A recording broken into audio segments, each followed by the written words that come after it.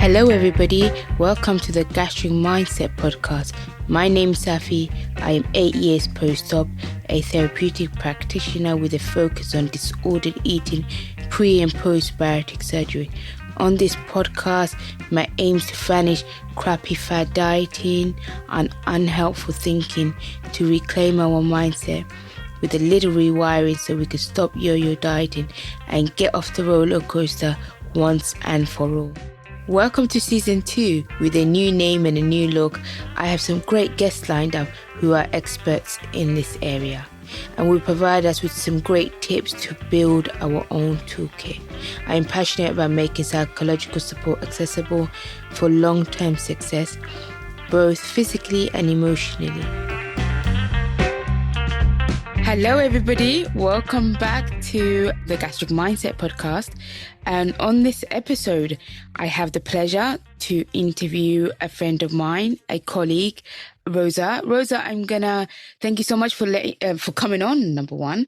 So Rosa is gonna just share her story with us and what she does professionally. And yeah, so Rosa, take it away. Tell us a bit about you. Thank you. Thank you for having me. So my name is Rosa Smith. I'm a lifestyle coach and I own Surge Forward Coaching.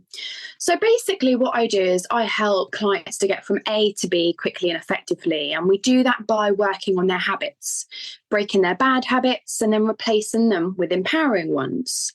So the focus is all on health, mental health and physical health. And that's just a little bit about what I do. Fantastic. Amazing. So Rosa, as you know, the people that listen to this podcast are people who have struggled with obesity for a long time, who've had weight loss surgery, and some of our listeners are wanting to restart their journey with their health, especially when it comes to fitness or when it comes to creating new habits so they can develop habits that would help them succeed for the years to come after the honeymoon's period is over.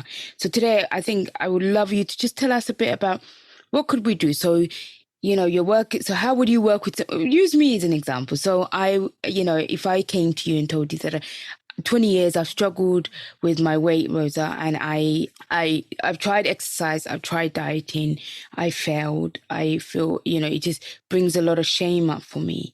But now after I've had weight loss surgery and I am past the stage where everything was very automatic and I didn't have any cravings. It was pretty easy, but now it's coming back. I'm starting to crave food. Especially when I'm starting to feel a bit overwhelmed or, as a mom, I'm always on the go, so how could I set some new habits and what would you suggest? Okay. Now, before I get into that, there's so many things that you can try. But firstly, I want to just point on the word that you said, which is restart. And I think that's just such a powerful word because restart, we do that so many times in life. We have different seasons of life. And for me, now being a lifestyle coach, about 3-4 years ago, it would have been crazy to even say those words. I was in a completely different place. I had absolutely terrible habits. I barely had any good ones. A few life events led me down a path of self-destruction and self-soothing with drugs and food and bad relationships. So I was just in a turmoil, almost like I was in my own cell, trapped, and I couldn't find a way out. Now, I said all that because I think it's really important to understand that I'm not perfect and everyone goes along their own journey of discovering themselves and restarting their journey. Now, in terms of habits, I would start with awareness. So what do you really, really want? Now, many people don't actually know what they want. And to find out what you want, you have to identify it. And by doing that is sitting alone, being in solitude and really getting it all out on paper, writing it down, thinking to yourself, answering questions and really, really figuring out exactly what you want. Who do you want to be? What do you want to have? What do you want to do? So I would recommend to start with the simple question of what do you want? Brilliant. Oh, that sounds amazing. And especially as people who've struggled for a long time, we don't trust ourselves. We don't trust our instincts anymore. So we've got to a stage where a lot of us have almost outsourced that. So we don't, we often I will speak to people and they will say, well, I don't know where my fullness gauge is or my hunger. That's just a sign that we've actually don't, we've got no real connection with what we want. So sometimes it can be harder for somebody who's let that who doesn't trust themselves, if that makes any sense. So I like the fact that you go back to, okay, get to know yourself. What do you want? Who do you want to be? So what are some examples as somebody who's very new to all this? And for some people, it could be just, self-development, So for somebody who's just, just coming in, doesn't really know anything about doing the mindset work, what are some simple steps that we can do on it? What kind of stuff do you do in the mornings to give us some ideas? Routine, that is so important. So what do you do? In the mornings, I have a set of non-negotiables that I follow pretty much every day, and they get me in check. They make me feel amazing for the day. And a few key ones would be when I wake up, I exercise first thing. That's a non-negotiable. Now, 5 a.m., a lot of people will be like, you're crazy. But things work different for different people. Now, that works amazing for me. So exercising when I wake up, and those endorphins, I feel amazing. Don't get me wrong. When I get out of bed, I do not want to go to the gym. I'd rather have 1 more hour of sleep and just lay down. But I am motivated by how I will feel after the gym. So I keep in mind what I'm going to feel like, how that's going to set me up for the day, and then I go. So gym's one of them. I also journal really regularly. So in the morning, sitting down with my feelings, my thoughts, and just letting out on paper what comes up. Another one which I find really important is reading. Reading powerful content on either fitness or just personal development in general, nutrition, how to create relationships, feeding my mind with goodness. Because you can do multiple things in the morning. You could sit downstairs and watch the news, but you need to remember that that is just going in your mind. And it's at the forefront of your mind throughout the day. So I feed my mind with good information, which I get from books. So we've got the gym, we've got journaling, we've got books, and even going through what I'm doing on that specific day. So getting in check, what am I doing? Am I going to work? Am I doing this? Am I doing that? So I know exactly the flow, the structure. And lastly, one of the most important things I'd say is meditation. So sitting there, and it can be very difficult to meditate, but being in silence, having my eyes shut or open, however you like, and again, seeing what comes up. What am I feeling like this morning? Do I feel low? What do I need to do to improve that? Am I on a high? And what could I do to maintain that feeling? So like I said, exercising, journaling, reading, and meditation, they're the 4 main things that I do in the morning. Amazing. That sounds really, really good. I want just, when somebody has got a very loud, critical self-dialogue going on, and then, journaling can be difficult, and especially if you're somebody who can get overwhelmed pretty easily. And then, so I'm just, the old me would find it really difficult to just sit with all those thoughts, because a lot of them would be really self-deprecating, self-shaming. So how could we help somebody who may struggle with just sitting with that and then not carrying that on to for the rest of the day, and then leading to them needing to self-soothe, perhaps then with food, right? Like just go around and say, yeah. Any ideas? Now, I resonate with that a lot, because self-belief is a big thing. It's really big, what you think about yourself. And a few years ago, I did not think great about myself. I'd look in the mirror, didn't like my image. A lot of people would look at me and think, I love her figure, but I hated myself. And hate's a strong word, but that was the reality of it. For many years as well, I didn't think I was enough. That was a big, big limiting belief of mine. And I would never sit down and journal. I would have thought you were crazy for even suggesting that. So I completely understand. Now, what I would do if you're not at that stage is do the foundations. Maybe you need to sit down and speak to someone, a friend, a family member, and get it out that way, your thoughts and your feelings. Maybe you're not at that stage, and maybe it's all just in your head getting very cluttered. And something else you could do is listen to a podcast, listen to someone else sharing their story, and that can often lead you to want to express yours. Something else you could do, maybe you don't want to sit down and write. Maybe you like drawing. So it's just thinking about alternatives. Maybe you want to draw what's going on in your mind and be creative and artistic. And it's just about what you enjoy doing and how you enjoy expressing yourself. Now, turning limiting beliefs into empowering beliefs can be a tricky process. You've got to think, how long have you had that limiting belief for? Now, I am not enough. I had that for years and years, and I knew that I wouldn't be able to break it in a day or a week or even a month. It takes time. But a way that I was able to overcome that, a really important part of my journey, was affirmations and how I spoke to myself. Now, a lot of people can think that's woo-woo and standing in the mirror and speaking to yourself, but it's actually incredibly powerful. Now, if you stand in the mirror every day and look at yourself and you think, I'm a piece of shit, I don't like what I look like, and that negativity, you actually often become that person that you're describing. Now, I challenge you every morning now for about a month, look in the mirror and say, yeah, I like what I see. I'm beautiful. I'm strong. I am successful. Say all these things, even if they're not real yet. And you'll see what happens, because your mind is incredibly powerful. It is literally like a magic box. It listens to everything you say, and then it moves towards what you're picturing. So something to link with affirmations is also visualization. Now, I love that.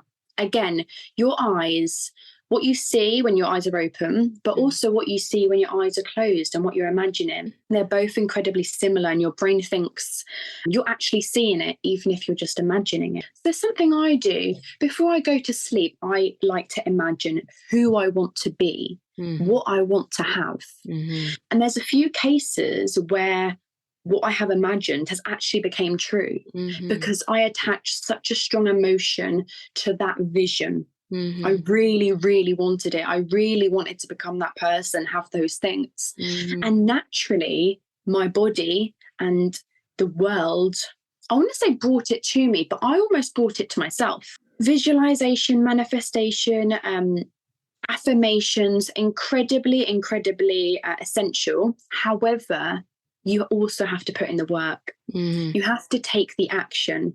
You can't just sit there and just visualize all day or speak positive words. You need to actively work towards becoming the person that you want to be.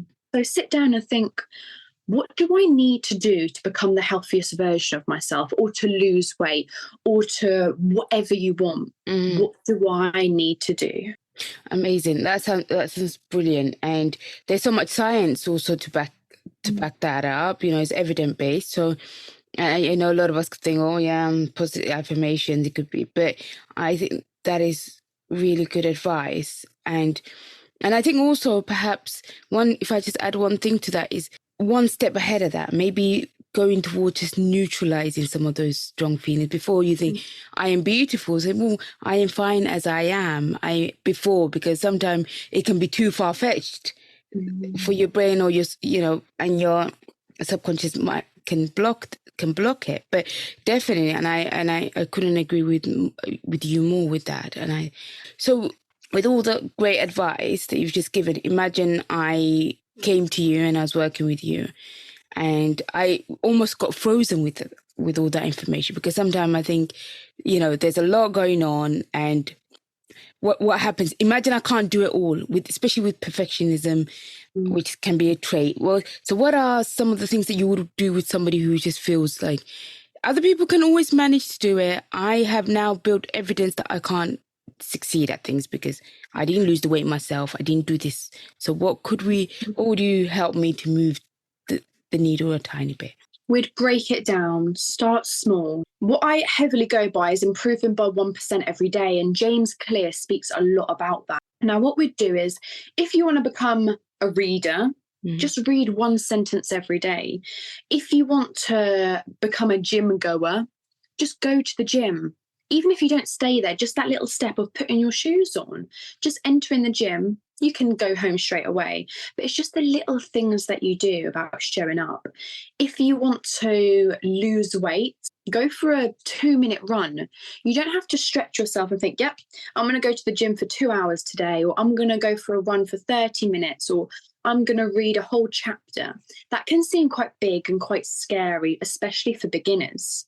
So like I said, start small, the small steps, the foundations.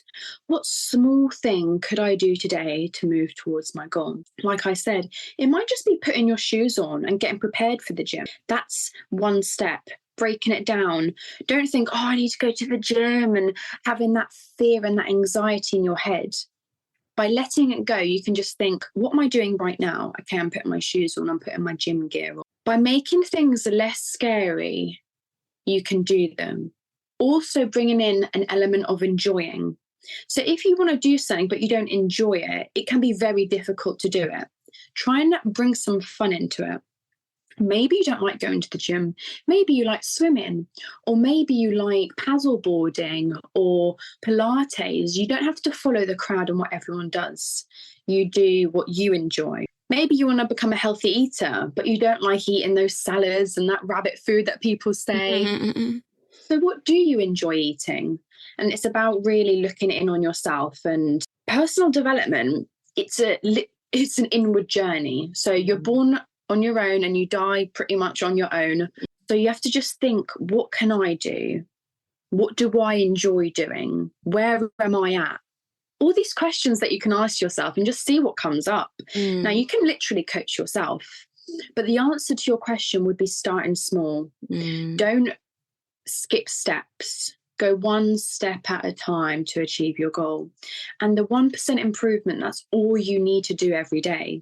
Sometimes an achievement is just getting out of bed. That can be a big achievement for a lot of people sometimes. And you need to recognize that, celebrate it, and congratulate yourself for. Just take every day as it comes and be in the moment, because we often can get very anxious of tomorrow or what's going to happen here or there. And we just need to think what's happening now. True. Very true indeed. I think a lot of us have got to a stage where we think, go hard or go home.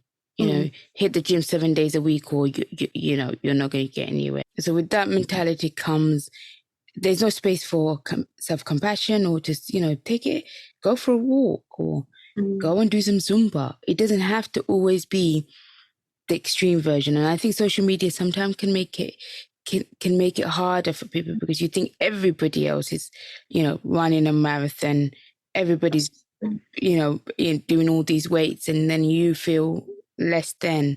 So I think it's really important to take it at your own pace.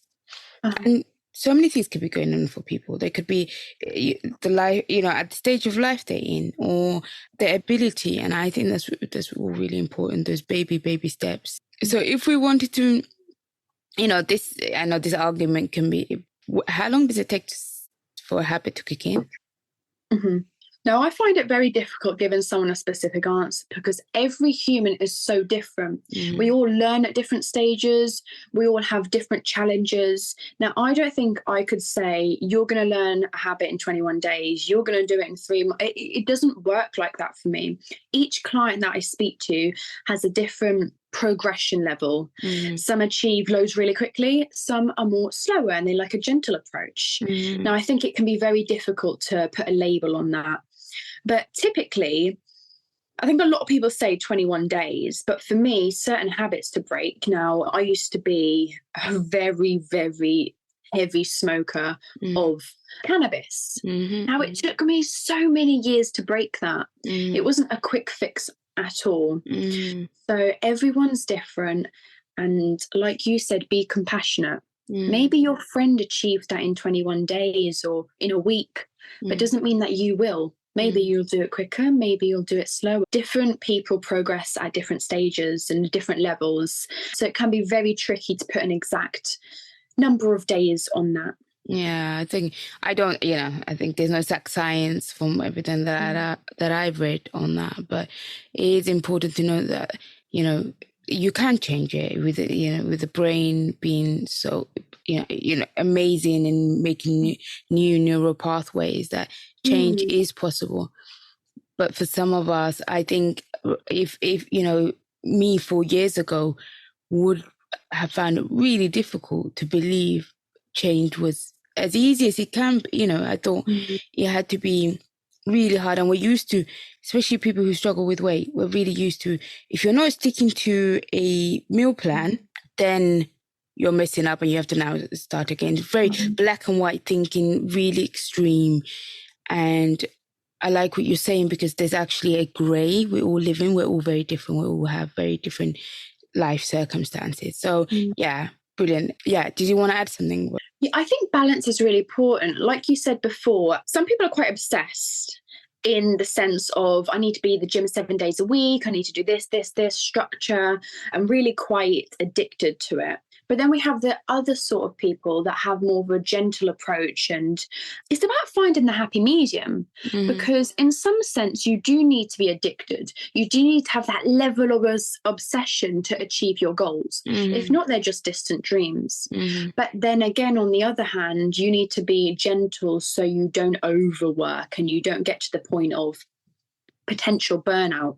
So it's finding that balance, and maybe some weeks you go really hard and then some weeks you go a bit slower, and finding out what's best for you.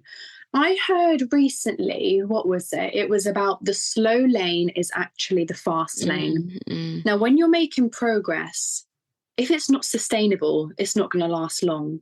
So going back to the 1% improvement every day, that is sustainable. It's only a small percent of improvement, but when you add it all together, big results will come up. So being gentle, being compassionate with yourself, what can you do? Do you need to work harder, or do you need to work slower?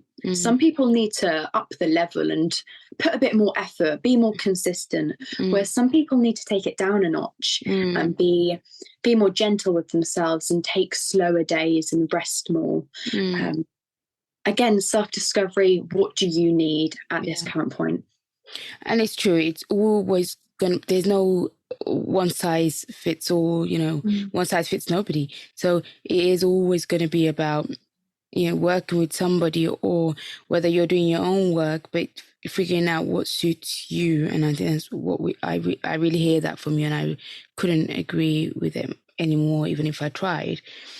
So if we just go a little bit, can we explore just a little bit about your journey because I think a lot of us in our community really do think that some of us do think we've got addictive personalities. I truly do think I had food addiction, or I'm in remission from food addiction.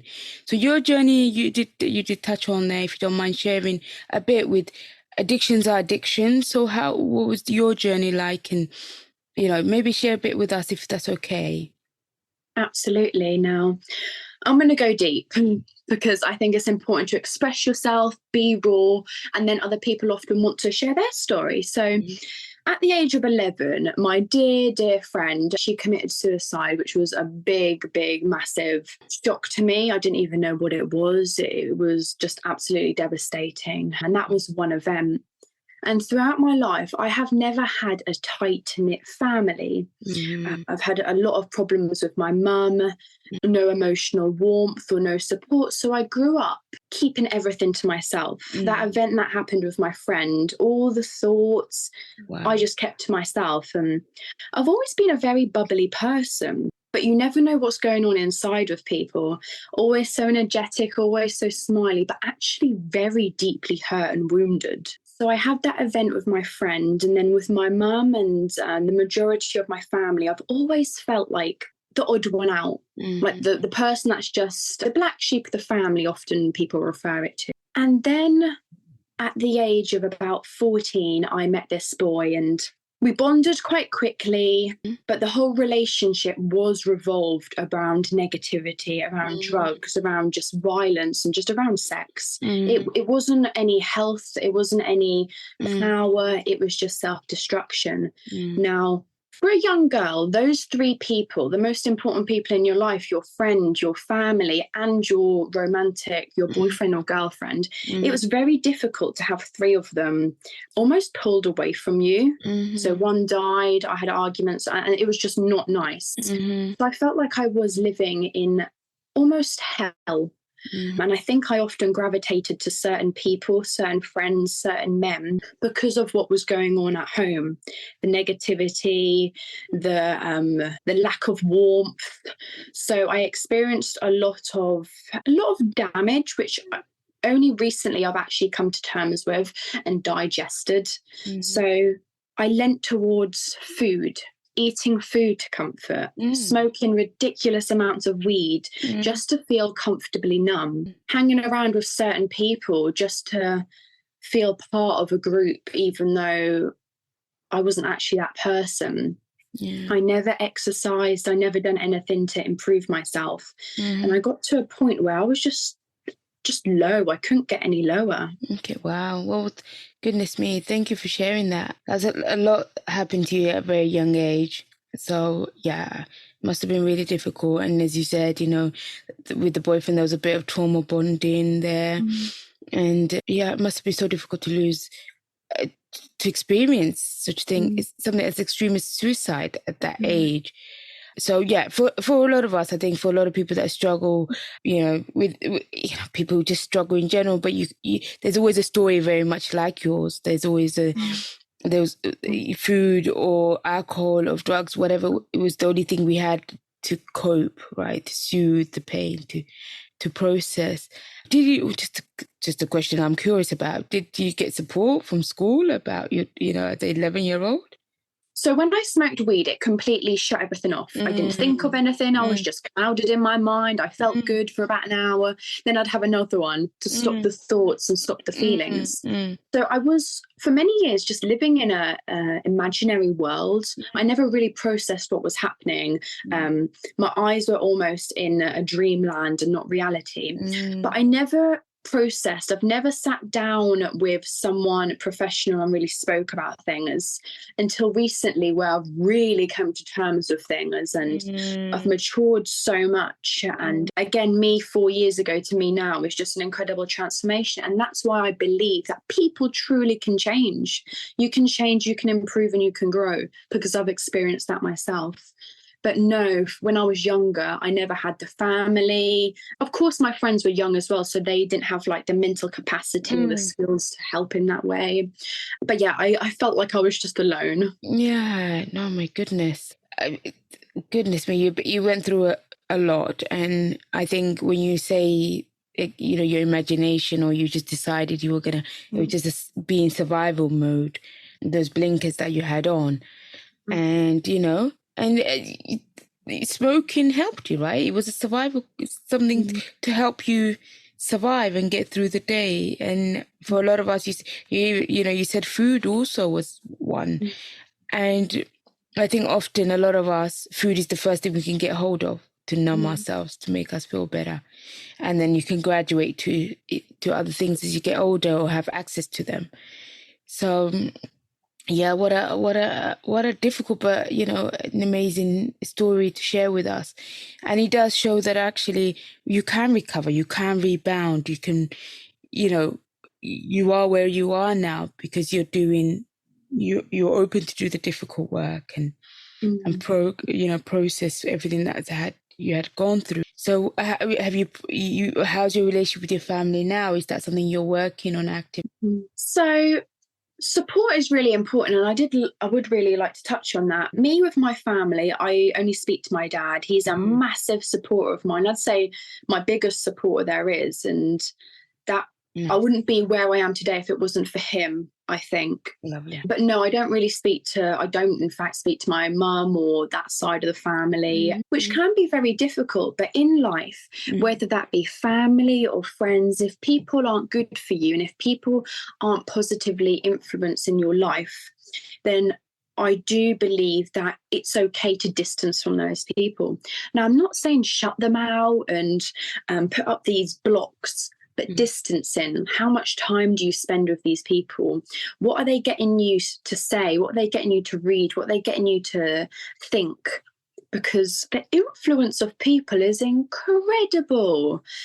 If you have a friend that always eats donuts or McDonald's, you are very likely to do the same unless you have an amazing amount of self-control. You are the 5 people you most often hang around with. I think that's the saying. I'm not sure if I got it completely correct. Yes, you're the average of the 5 people, I think, basically, yeah. But yeah, it's so true. And even just around negativity, just if somebody, if your group of friends just constantly have a downer about life, everything's horrible, just complain about whether the jobs they in or their current, whatever circumstances they find themselves in, actually removing yourself from that kind of group and finding people that are okay, but we are here now, but how do we move forward and how do we get ourselves to that stage? It's really important. And I hear, we always talk about community, how important community is, whether you have the support from, your family and friends, or whether you go and look for people. And we live in a day and age where it's that we can go and find whoever we want. We can access anybody on, we live in such a great age to find that kind of community. But yeah, no, I totally agree. Fantastic. So you would agree that finding a supportive community is really important? Absolutely. Now, if you want to lose weight, I encourage you to find people that also have those goals. Find people that have already achieved what you want to achieve. Surround yourself with those people, and that is how you'll experience growth, by listening to what they say and following what they do. Whereas if you're always surrounded by the people that have the same negative habits as you, do the things that you no longer want to do, but being in their presence either triggers something, or you naturally follow, because as humans, we do follow. If we're in a room of very inspiring, powerful people, we pick up on how they talk, how they walk, all of that. So yeah, absolutely. What are your goals? Who's achieved them? Who has the same goals as you? And go and find those people. You've got the internet, you've got YouTube. You don't necessarily have to meet people face to face, but just following them, the content they provide. Maybe you could go on a call with them. That is incredibly valuable. Definitely. Amazing. And I think, just whether you listen to a podcast, whether you watch a YouTube video, whether you read a book, and all those things are so accessible. It's not expensive. A lot of them are free.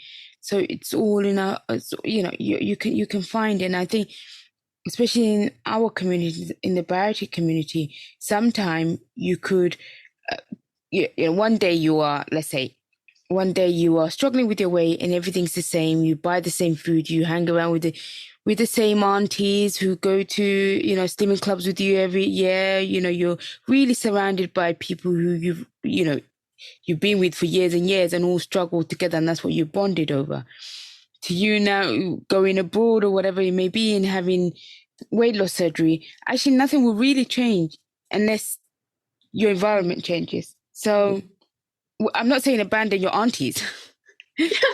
Just cut them all out. We're not saying that, but we're saying actually, how do we now add to that? How could we, right? Does that resonate? Does that make sense? Yeah, so it's not just about who you're with, but it's about where are you. So if you always have donuts on your kitchen side, you will probably eat them because they're accessible. They're there. Definitely. They're looking at you.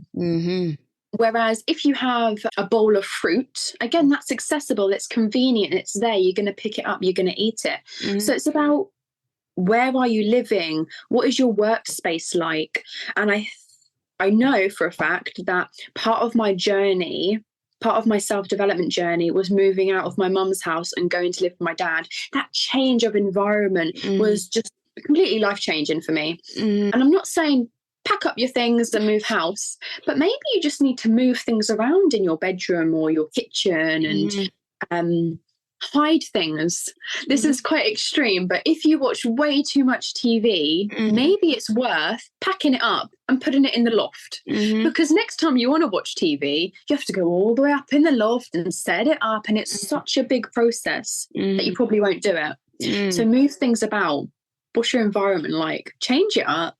To make it a bit more harder. And I think for some of us, especially if you have had, if you're a mom, if you're working full time, sometimes it's easy to do things almost on autopilot, because and self-care is something, a lot of people really struggle with, putting themselves first and see that as almost being selfish. I think that's also another factor that could contribute to things that you may be doing for other people because you're a bit of a people pleaser, or because that's what it means to be a good mom, a good wife, a good, a good employee, a good whatever it may be.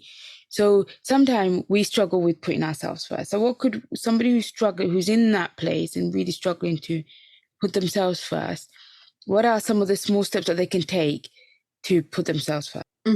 Yeah. So for me, health is just the foundation of everything. It should be the first priority. And I say that because when you're healthy and you're at your best, your career improves, your relationships improve, you'll find that everything improves. Now, to put yourself first, a few little things you could do is a bit like you said. What self-development things do you do? When did you last wear a face mask? When did you last say no to those people or those activities that don't uplift you or help you get better? So it's really about what you're saying yes to and what you're saying no to. Now, it can be very, very difficult for people to sometimes say no. So just a few things, maybe practice it in your mirror, practice saying no. When people ask you even just a little question, maybe, what is there, can I have these? Just practice saying no to the little things, and then eventually you'll be able to say no to the big things. So again, that's why I think journaling and speaking to yourself is so important, because often people don't think about it. What am I saying no to? How's that impacted me? What am I saying yes to? How's that impacted me? So, like I said, maybe you should have a pamper night. Maybe you need to do a declutter, either a physical declutter of your clothes or a mental declutter of what's going on in your mind. But just the little things. Now, I keep going on about that because the little things really are the big things. What makes you feel good? Yeah, no, definitely. And I think sometimes we want big results. We really want big things. And it's really hard because, sometimes we want validation from other people, especially if you've lost a bit of trust with yourself, or your self-worth is not where you want it to be, which is usually the case. I'm generalizing, but, for me, it was the case that, I really struggled with. I wanted validation from everybody else. So then I would say yes to things that I didn't want to do, or go places I didn't want to go.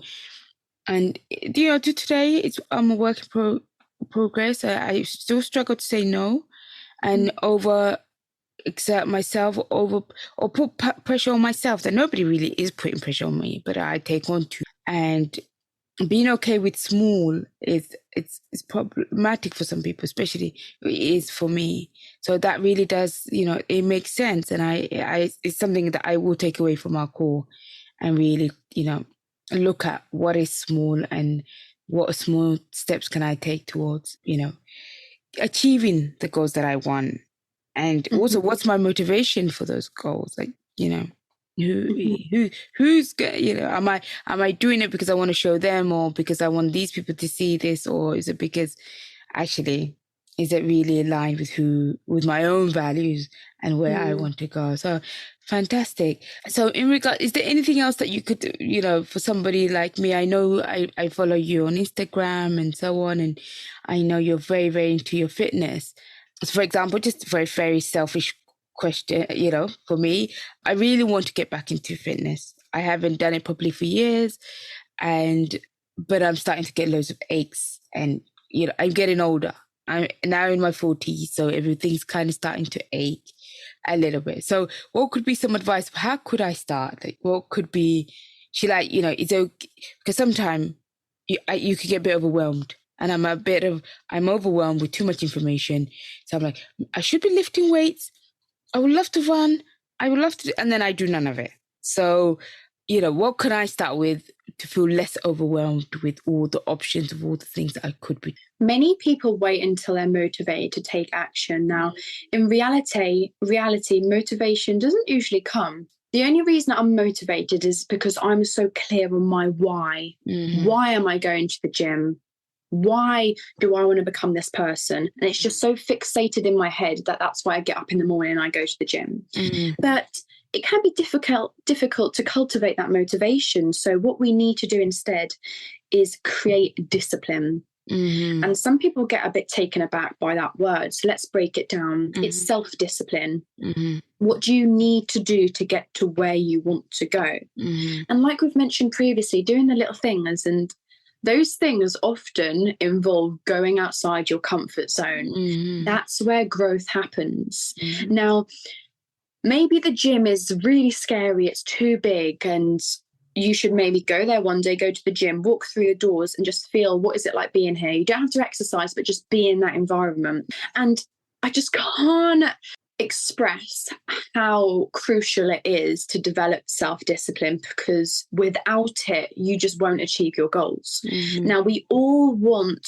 great progress. We all want these rewards and these results, but many of us lack follow through. We don't take the action. And it's easy to say, oh, just take action. I've said it a few times, but that's the reality of it. You do need to do what you don't want to do. It's about gratification.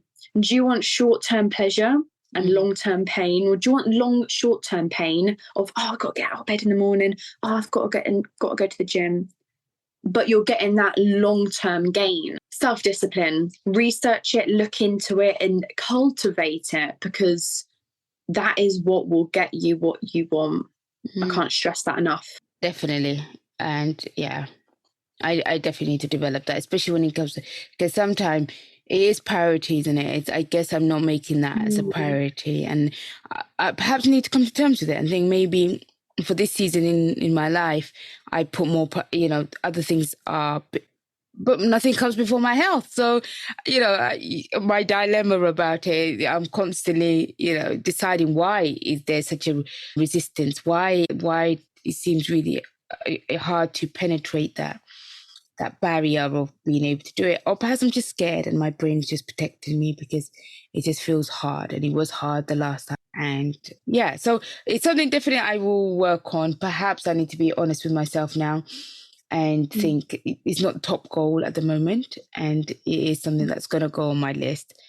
But when perhaps, so because I think goal dilution is a thing, if you've got too many goals, I think, so definitely it's something but thank you so much for the advice. Is there anything that you want to share with us before, and how can we work with you? Where could we find you? Yeah. So I want to just, before we round this off, make it super clear so people that are listening to this know exactly how to break bad habits and how to create good habits. Now, the process it sounds simple, but it's not simple. So first, let's go with awareness, becoming aware of what you're doing and then what you need to do. So I'm the kind of person that eats donuts every day, but I am and then like reframing it. So what sort of person do you want to be instead? So yeah, let's start with awareness, becoming aware. But then you need to have the desire. You need to want to change. If you don't really want to, you're not going to do it. So we've got the awareness, we've got the desire, and then we've spoken about the belief. So what do you believe? Do you really believe you're going to achieve that? Because if you don't believe it, then it's going to be difficult to achieve it. But I do understand that taking action often leads to confidence. You don't realize that you can do something unless you try it. So we've got that. And then we've spoken about things like visualization, visualizing yourself being that sort of person, having that habit, the environment where you are, the support that you have. And following on from support, you've got your friends, you've got your family, But sometimes a stranger's really good. Reaching out and getting that coach, getting that mentor, getting that therapist, whoever you need, a stranger can really uplift your life and take you to that next level. Now, we could be speaking for hours here because there's so much to say. But the best place to contact me on would be Instagram, which is surgeforwardcoaching _. I do have Facebook, but I don't really use it, or LinkedIn, and my name is Rosa-Maria Smith. I will put everything below the episode so people can find you. And you are right. We could discuss this for many, many hours, and it's it's something that's really close to both of our hearts. And thank you for all those actionable steps. And if you're somebody who's listening and you can't make notes, I really invite you to come back and pause and take those, write them down and actually take action on those lovely, bits of information that Rose has given us today, because I think it can really support you to know where you want to go and what you really want to change, and raise that self-awareness, and then in turn build that self-trust, because you will, I think self-trust it's very important, and a lot of us lose it. Absolutely. And another thing that's really important is failure. We always talk about success and achieving these things, but it's so important to fail. We often learn the most from failure and then trying again and failing. And what have I learned? And a great question to ask yourself, either at the end of a day or a week, is, what have I failed at today or this week? Because when you fail him, that means you're trying, and that means you're moving closer to what you want. So fail. It's really difficult for me. Failure has because for a long time I've run away from it. As soon as I thought there was a chance of failing, I would run the other way, because I had such a huge emotions towards being told that I failed. So then I wouldn't even give you the chance for it. So I would run away before you could tell me, rather than now reframing it as, it's just feedback. Failure is just, what do I need to fix? But yeah, so definitely. And perhaps maybe years ago, if I was okay with failure and just saw it as feedback, maybe my weight would have never gone out of control. Maybe I would have not struggled as much. And that is acknowledging some responsibility and thinking, I didn't have the resources, so I'm not self-blaming, but looking back and reflecting, perhaps that was something that I wasn't okay with and could have supported me. And I love the fact that you brought that up, because it is true. It's uncomfortable, but we learn so much from it, don't we? So if you don't try, you're going to fail. But if you try, you might succeed, you may fail. You've got that chance. But you're not trying, you're not going to get anywhere. So you just need to put in the work. And it's not easy. It takes time. It takes patience. It takes a lot of hard work and long nights and days. But you absolutely can achieve what you want. Like they say, what is it? The sky's the limit, or the world's your oyster, which is so true.